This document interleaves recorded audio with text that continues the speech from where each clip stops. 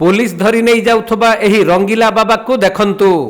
ये जड़े निरीह युवती को निशा औषध खुआई अचेत करिबा परे करिथिला दुष्कर्म।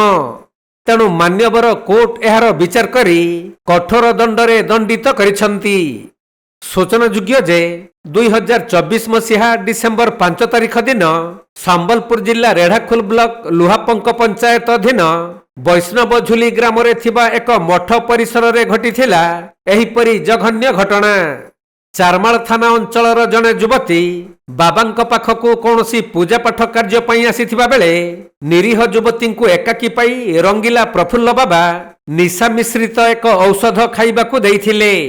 तेणु सही औषध खाई युवती जनक अचेत होई पड़िबा परे युवती को दुष्कर्म करिथिला अभियुक्त बाबा प्रफुल्ल महल। तेबे युवती जनकर चेता फेरिबा परे रक्तस्राव देखि बाबा तांकु दुष्कर्म करिथिबा जानिबाकू पाइथिले।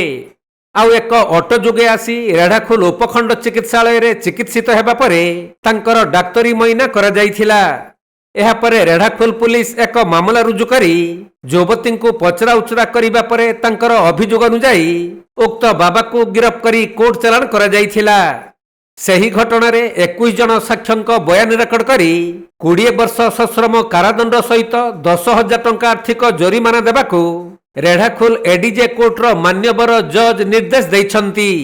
गत 5/12/2024 तारिख दिन आमर वैष्णवझुली बाबा श्री प्रफुल्ल महला पीड़िता को डाकी मठ को एवं मठ को डाकिला परे सेठी किसी निश्चित औषध दे सहित शारीरिक शोषण करते धर्षण करते। ए बाबद से ही दिन पीड़िता रेढ़ाखोल मेडिकल चिकित्सिता हो से जाकि थाना एफआईआर देते और एफआईआर देलापर यही केस्रे आईएसी रेढ़ाखोल तत्कालीन आईएसी सविता दास सेठी और एसडीपीओ प्रशांत मेहर तदंत रिपोर्ट दाखल करते।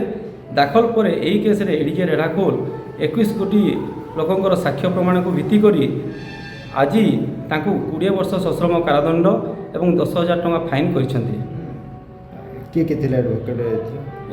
सरकारी वकिल संयुक्ता कच्छप और मु केस को परिचालना करथिलु। संबलपुर जिला रेढ़ाखोल विनोद कुमार सेठी रिपोर्ट कोणार्क लाइव।